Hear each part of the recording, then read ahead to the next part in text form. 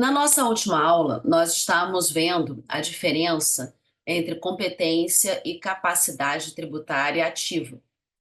E faltou dar para vocês um único ponto. Nós estávamos analisando o artigo 7º do CTN.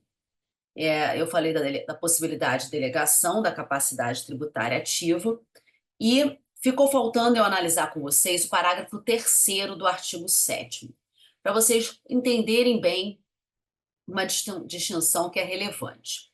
O parágrafo 3º, ele diz o seguinte: não constitui delegação de competência o cometimento a pessoas de direito privado do encargo ou da função de arrecadar tributos. Então, vamos entender bem esse parágrafo 3º, porque hoje tem uma discussão que a gente vai estudar quando virmos sujeitativo da obrigação tributária, que envolve um pouco a noção desse parágrafo 3º. Então, eu já quero firmar com vocês, né, a premissa para vocês compreenderem depois a discussão mais adiante. Vocês lembram de capacidade? A capacidade de arrecadar, fiscalizar e julgar.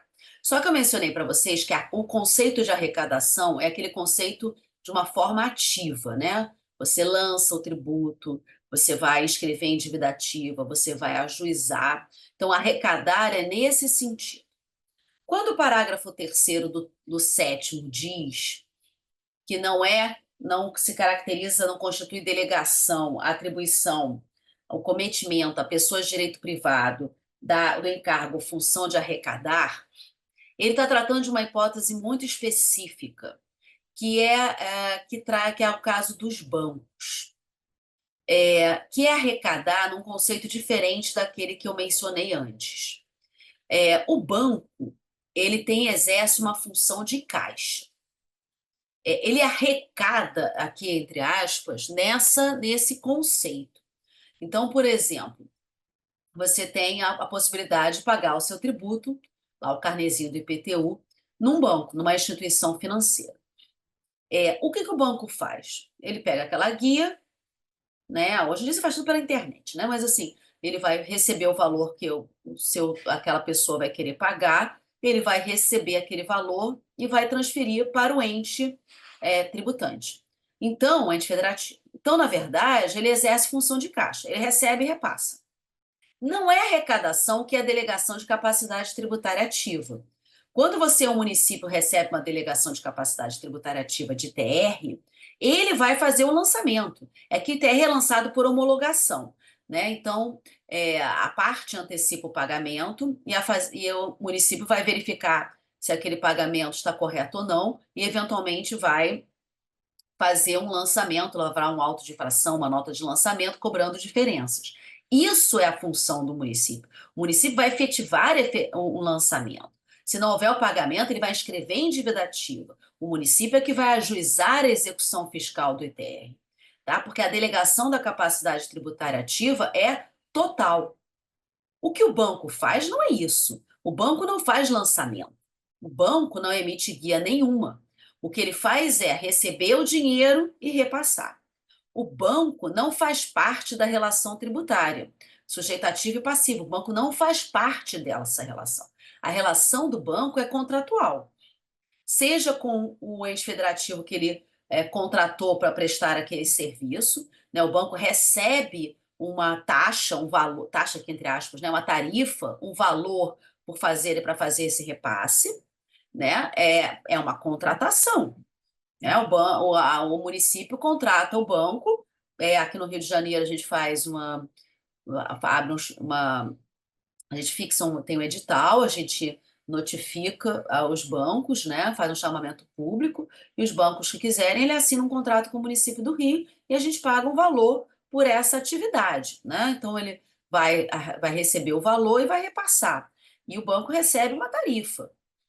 Mesma coisa é a relação dele com o usuário, com o correntista dele, é contratual, tá? Então, o banco não faz parte da relação tributária. Ficou claro? É diferente. Então, quando o CTN fala em arrecadar nesse parágrafo 3º, o destinatário do parágrafo é o banco, ok? E é nesse sentido, por isso que não tem delegação de capacidade tributária, nem de competência, obviamente, tá? Então, assim, é só isso que eu quero deixar claro.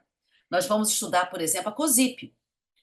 No caso do município do Rio, por exemplo, e a maioria dos municípios, essa função de caixa também é realizada pela Light, pela concessionária de serviço público, né? Muitas vezes elas são contratadas, né? Existe alguma discussão sobre em municípios que nós vamos ver em que a lei trouxe a previsão da concessionária como responsável tributário. Aí responsável faz parte da relação tributária. Mas em vários municípios é uma mera contratação, como banco. Você contrata, você leva um contrato com a concessionária, você paga uma tarifa para a concessionária, ela vai emitir a guiazinha lá dizendo quanto você tem que pagar, né, na tarifa, junto com a tarifa de luz privada, a COSIP está ali, e ela vai receber e vai repassar. Então, quando você tem contratos, seja com a concessionária, seja com o banco, que são pessoas de direito privado, elas não têm capacidade tributária ativa. O lançamento é feito pelo ente, tá? É diferente do ente tributante, tá? Quando você delega capacidade tributária ativa efetiva, o lançamento é feito pelo delegatário. A inscrição é feita pelo delegatário, o ajuizamento e execução fiscal é feita pelo delegatário, quando a delegação é total, é o caso do ITR. Ok? Então, aqui não confundam. Quando você tem meramente uma função de caixa, a pessoa de direito privado está ali simplesmente recebendo e repassando. Só isso. Ok? E com isso nós fechamos competência e capacidade. E vamos entrar agora no aprofundamento do tema competência tributária. E aqui eu gostaria de começar pelos atributos da competência, né? Antes de entrar na modalidade. Como é que os entes vão exercer essa competência tributária? Qual é o principal atributo da competência tributária? E eu vou destacar um que, para mim, é o principal, é o que mais gera discussão, é, é o fundamental, porque é diferente de outros exercícios de competência, que é a seguinte. No caso da competência tributária, o entendimento do Supremo Tribunal Federal é de que o exercício da competência, como regra, é um exercício de competência facultativo. O que significa isso? É que o ente competente ele vai poder exercer integralmente a competência que lhe é deferida pela Constituição. Ele pode não exercer a competência, mas obviamente que tem consequências. E ele, pelo menos em relação aos impostos, nós vamos ver. E ele pode exercer a competência em parte. Por que eu vou explicar tudo isso, tá? Mas por que eu digo que o exercício da competência é facultativo? Você pode exercer totalmente, exercer em parte ou não exercer. Por causa do próprio disposto na Constituição Federal, lá no artigo 145 da Constituição, no caput. O 145, ele diz assim: a União, os estados, o Distrito Federal e os municípios poderão instituir os seguintes tributos. Vocês vejam que a terminologia utilizada pela Constituição, e em matéria tributária isso é muito relevante, é poderão.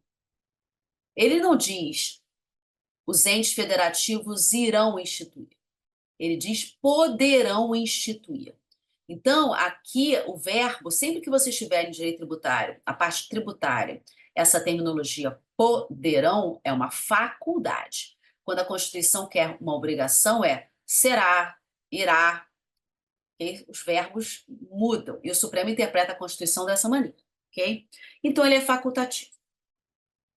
A doutrina, especialmente o professor Roque Antônio Carrasa, o Luciano Amaro, eles defendem que existe uma exceção a essa regra. E é verdade, tá? Existe um caso onde a maior parte da doutrina entende que o exercício não é facultativo. Qual é a hipótese? O ICMS. E o mesmo raciocínio vai se aplicar para o IBS, né? Por quê? Porque no caso do ICMS, você tem a incidência do imposto sobre operações internas de cada ente, mas também sobre operações interestaduais. Então, imagina se um estado do país não instituísse o ICMS. É que no caso do IBS, como vai ser uma lei complementar de caráter nacional, eu não vou ter muito essa discussão, né? É claro que o IBS vai ser instituído por uma lei complementar e vai valer para o Brasil inteiro. No ICMS, essa controvérsia é mais relevante. Por quê? Porque no ICMS os estados instituem. E eu tenho, né, 18 estados. Tem estado e Distrito Federal que também pode instituir. E aí vamos dizer que um estado resolvesse, eu não vou criar o ICMS por lei própria, eu não vou, né? Eu não vou criar por uma lei ordinária minha, porque não faz sentido, não quero. Não estou a fim de cobrar o ICMS. Isso não pode, porque é um sistema, é uma operação, né? As operações envolvem vários estados. Se a mercadoria você tem diferenciação de alíquotas, né? Nas operações interestaduais, você tem hipóteses de diferenciação de alíquotas, onde você vai recolher no destino pela diferença entre a alíquota interestadual e a interna. Como é que você vai fazer isso se o Estado não criou o imposto? Se não tem alíquota interna? Então, o ICMS, ele é o único imposto que eu não tenho essa opção. O ente federativo tem uma competência privativa para criá-lo e não pode deixar de criá-los. Mas para os outros, nós vamos ver que o posicionamento do Supremo é que o exercício é facultativo. E eu vou dar exemplos disso, né? Um caso de onde a competência não foi exercida. Não foi exercida até hoje, né? É o IGF, Imposto sobre Grandes Fortunas. Ele é um imposto federal, a competência tributária é da União, e até hoje a União não instituiu. Existe um projeto de lei complementar lá no Congresso Nacional, que está para ser, né, votado, discutido há 500 anos, ele nunca foi aprovado. Por quê? Porque eles não conseguem definir o que seja grandes fortunas para diferenciar do imposto de renda. Então, que meu ver, até porque muitos dos deputados e senadores estariam incluídos ali, né? Aqui entre nós, né? Minha opinião. Por isso que na Constituição de 88, nós estamos em 2024, e a União nunca exerceu a sua competência, né? Não existe essa lei instituindo o IGF. Então, você veja, exercício de competência que nunca foi ativado, nunca, né? A competência que nunca foi exercida. O que significa exercer no todo ou exercer em parte? A Constituição Federal, em relação especialmente aos impostos, em relação a outras espécies tributárias também, né? Mas nos impostos, eu diria que até mais, ela, ao atribuir as competências, ela muitas vezes traz arcabouços constitucionais. Ele vai dizer, não necessariamente definir o fato gerador, mas ela vai trazer um arcabouço daquele tributo. Então, vamos pensar, e essa questão já caiu na magistratura aqui do Rio, no IPTU. Né? Qual é o arcabouço constitucional do IPTU? Ele é um imposto sobre propriedade, predial e territorial urbana. Predial e territorial. Então, o município pode instituir o imposto por lei própria, nós vamos ver que é uma lei ordinária, ele vai criar aquele imposto, ele vai exercer a sua competência tributária e ele pode exercer no todo. Ele pode criar o imposto em relação à propriedade predial, que são as benfeitorias, os prédios, casas, e também territorial, que são os terrenos. Mas ele pode exercer em parte? Pode. Né? O professor Roque Antônio Carrasa, inclusive, dá esse exemplo do IPTU, que foi o caso que caiu na magistratura do Rio. Ele poderia criar, por exemplo, o IPTU somente em relação aos prédios? Ou somente em relação aos terrenos? Pode. É diferente da isenção. Isenção, como é que funciona? Você cria o tributo e você retira alguma hipótese. Aqui não é. Eu estou no exercício da minha competência e na hora que eu vou instituir o imposto, eu instituo sobre o todo, sobre todas as hipóteses de incidência possíveis, ou eu crio em parte. Eu só exerço minha competência em relação a uma determinada hipótese de incidência que a Constituição permite, ou que a lei complementar, que define o fato gerador, também prevê. Tá? Então, é assim, eu vou exercer em parte. A Constituição define a competência. Em relação aos impostos, nós vamos ver que a lei complementar vai definir o fato gerador e depois o ente federativo exerce a competência criando o tributo.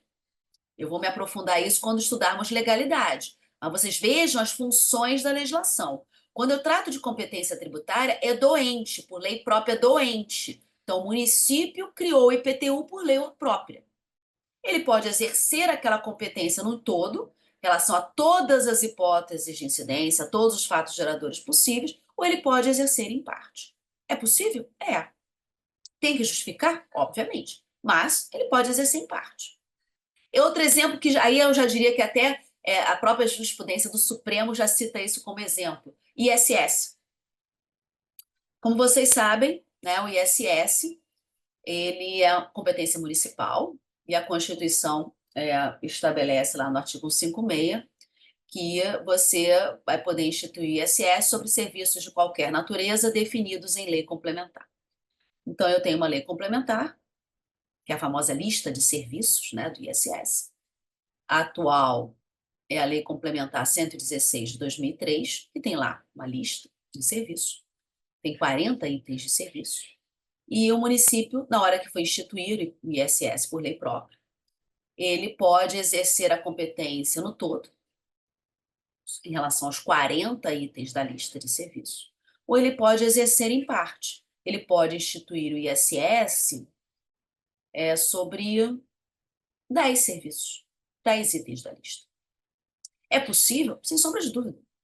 Vocês vejam que o que ele não pode é ir além dos 40, né? Ou seja, ele está preso à lista de serviços, que é uma lista de serviços taxativa, que admite uma interpretação extensiva, mas eu não posso ir além dos 40 itens da lista. O município não pode criar sobre 42 itens, 42 gêneros de serviço. Isso ele não pode.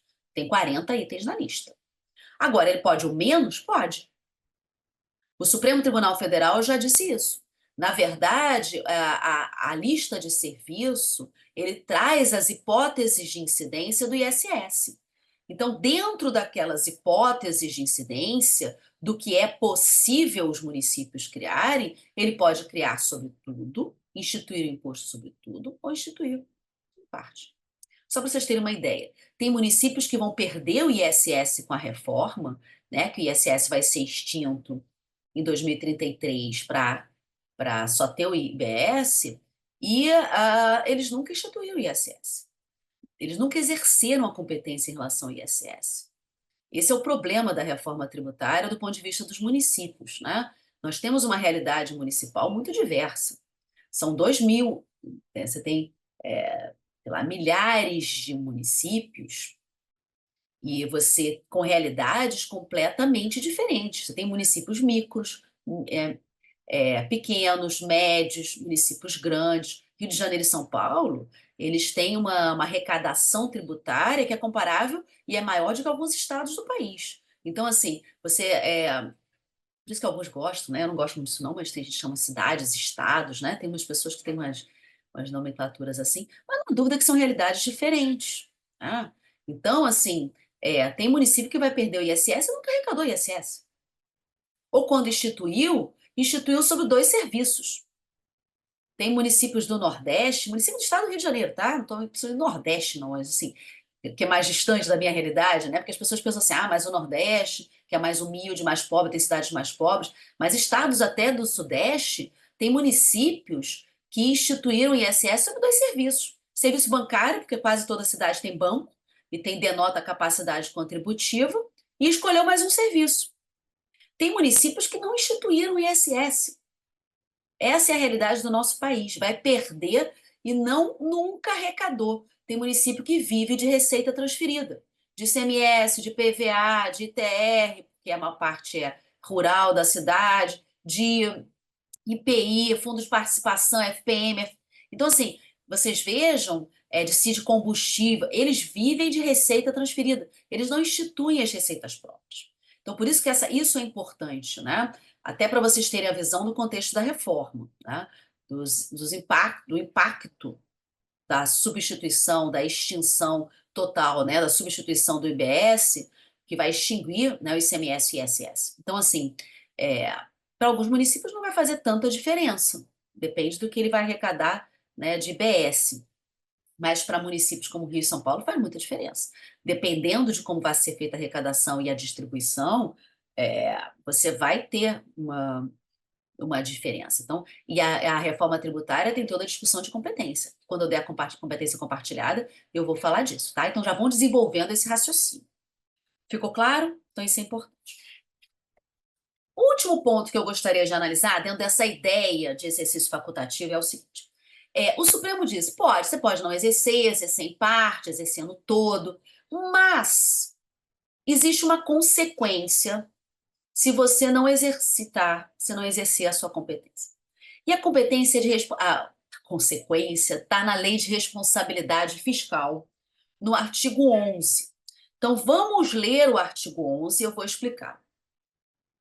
Que diz o seguinte: constitui requisitos essenciais, desculpa, da responsabilidade na gestão fiscal, a instituição, previsão e efetiva arrecadação de todos os tributos da competência constitucional do ente da federação. Quando você lê esse artigo 11, e aí teve muita discussão durante anos, se isso não queria dizer que teria acabado o exercício facultativo da competência, ou se esse artigo 11 era inconstitucional, né? Porque a interpretação de que o exercício da competência é facultativo vem da Constituição, do artigo 145 da Constituição. O que significa isso? Parágrafo único. É vedada a realização de transferências voluntárias para um ente que não observar o disposto no caput, ou seja, se ele não prever, não instituir e efetivamente arrecadar, no que se refere aos impostos. Isso já caiu muito em questão de múltipla escolha. Vocês vejam que o parágrafo único é somente para impostos. Então, às vezes, a questão vem na múltipla escolha assim: o ente não instituiu taxa, não instituiu uma contribuição de melhoria, ele perde a transferência voluntária? Não. O parágrafo único é só para imposto, né? Ele deixar de instituir ISS, deixar de instituir IPTU, deixar de instituir o ITBI para os municípios e assim por diante, né? Então, assim, houve uma discussão que chegou ao Supremo se esse parágrafo único seria constitucional, porque não deixa de ser uma sanção, né, entre aspas, pelo não exercício da competência. E aí muitos municípios disseram assim, estados, mas especialmente municípios, essa era uma discussão muito municipal, porque tem muito município que não exerce competência. Eles diziam assim, olha, eu me exercesse minha competência facultativa, eu não crio ISS. E eu quero continuar a receber transferência voluntária. Por quê? Qual é a grande questão da transferência voluntária? Qual é o exemplo clássico, que é o cerne da controvérsia? Empréstimo. Muitos municípios vivem receita transferida e empréstimos com a União. Então, assim, se ele não puder pedir empréstimo para a União, isso é um problema para ele. Então, transferência voluntária é transferência contratada, né? E a principal é o empréstimo. Então, assim, empréstimos com a União ou a União sendo garantidora, né? Então, é um problema para os entes subnacionais. Então, muitos arguíram a inconstitucionalidade, disseram, olha só, se o meu exercício é facultativo, eu não posso ser sancionado. E aí a questão chegou ao Supremo, que através de uma ADI, que já foi julgada, que é a ADI 2238. 2238. Ela tem várias discussões, tá? Mas ela é uma ADI extremamente importante, muito importante, que vocês vão ver em financeiro, se é que não já viram, porque ela trata da lei de responsabilidade fiscal, que cai em financeiro, em administrativo, né? É, mas o que me interessa da ADI é o 11, né? Especialmente o parágrafo único, que tem a ver com o tema que eu estou dando. E o Supremo considerou esse artigo constitucional. O que o Supremo disse? Olha, o exercício da competência facultativa está expresso, está até na emenda do acordo. Ele é facultativo. Você pode exercer total, parcialmente, né? Mas, se você deixar de exercer, a lei é de responsabilidade fiscal, de gestão responsável.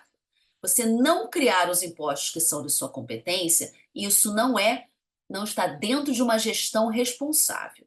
Você tem que criar todos os impostos e arrecadar todos os seus impostos. Você não precisa de receita para cumprir as suas atribuições constitucionais. Como é que você não vai, numa gestão responsável, criar os seus impostos e arrecadar? Agora, você pode até não arrecadar, Mas se você não arrecadar, você não tem direito às transferências voluntárias. E aí a sanção não é pelo exercício facultativo, é pelo fato de você não ter gerido de uma forma responsável a sua caderneta fiscal. Estou brincando assim, os impostos, os seus tributos que são da sua atribuição constitucional, né? Então e a lei de responsabilidade fiscal tem esse objetivo, tá? Então ele considerou constitucional, tem a ver com a LRF, tem a ver com a lei, não tem nada, não viola o exercício facultativo da competência tributária, então é um artigo que está em vigor. Então, o que eu vejo muito é que depois desse julgamento, alguns municípios criaram ISS e exerceram em parte. Tem 2 itenzinhos lá da lista. Como eu falei, geralmente serviço bancário e mais um. Algum serviço que tenha muito naquele município, né, que denote capacidade contributiva, e eles vão lá, instituem para cumprir o parágrafo único. O parágrafo único diz que tem que instituir. Tem que instituir. Ok? Então, isso também é importante. Dito isso, vamos passar para as modalidades de competência. Vamos ver quem pode criar o quê. E aí, hoje, com a reforma tributária, eu tenho mais um tipo de modalidade de competência. Então, quais são as modalidades que nós temos hoje? Em primeiro lugar, competência privativa. Com a reforma, surgiu a figura da competência compartilhada, que não existia na Constituição originária. Então, eu tenho competência privativa, eu tenho competência compartilhada. Competência tributária, né? Privativa compartilhada. Eu tenho a competência tributária que é residual e eu tenho uma competência tributária que é extraordinária e eu tenho uma competência tributária que é comum. Então, privativa, compartilhada, que é a novidade, residual, extraordinária e comum.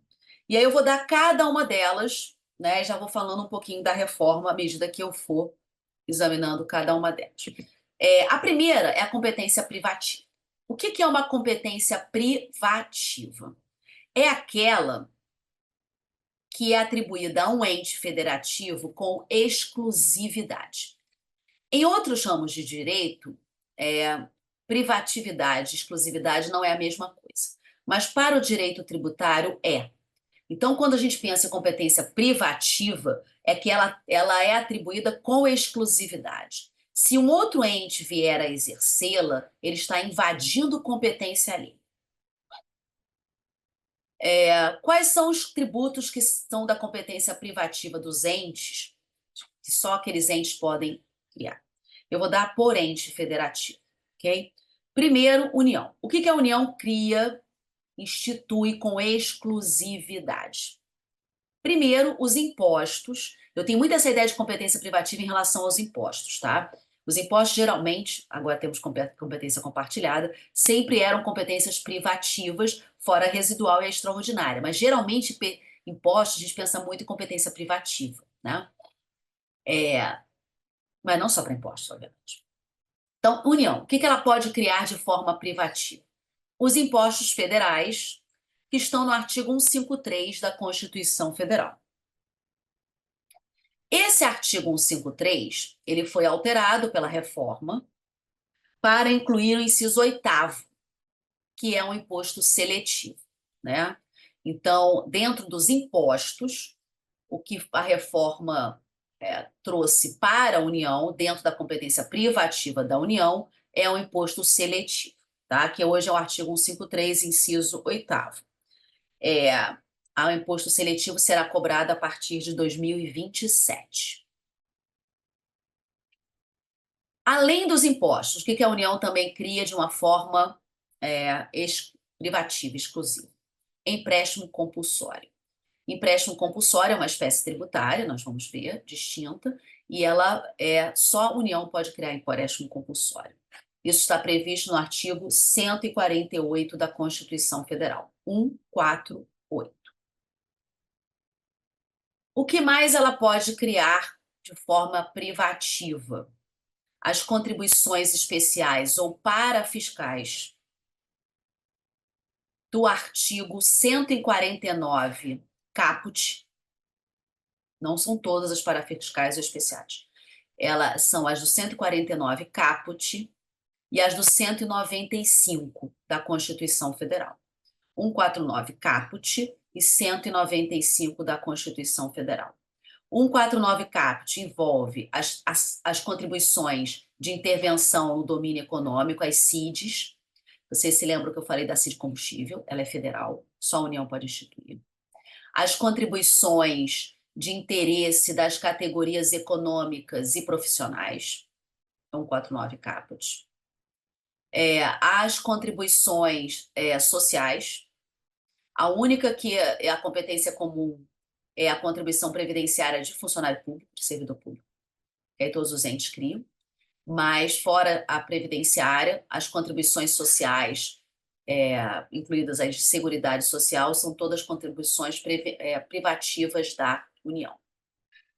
O 195, ele trata das contribuições de Seguridade Social, né, que financiam previdência, assistência e saúde. Elas são privativas da União, com exceção da previdenciária, que é dos funcionários estaduais e dos municipais, né? Porque aí a competência em relação a eles é comum. Cada um cria do seu, institui em relação aos seus funcionários. Mas fora essa, né, as contribuições sociais, de seguridade social, né, que estão no 149 e no 195, elas são privativas da União. E aí nós temos PIS, COFINS.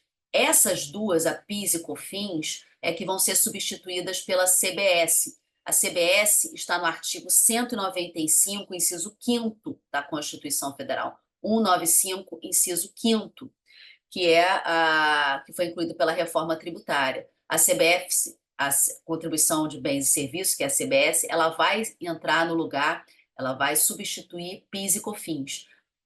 A CBS vai começar a ser cobrada a partir de 2027. Então, eu tenho também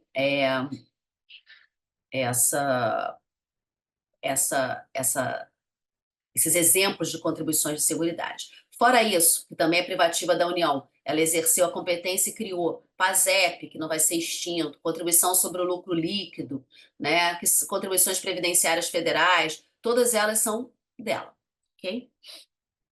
Então, essa é a competência privativa da União. Vamos ficar por aqui. Na nossa próxima aula, eu vou dar para vocês as contribuições privativas, contribuições não, a competência privativa dos estados, municípios e Distrito Federal. Então, até lá.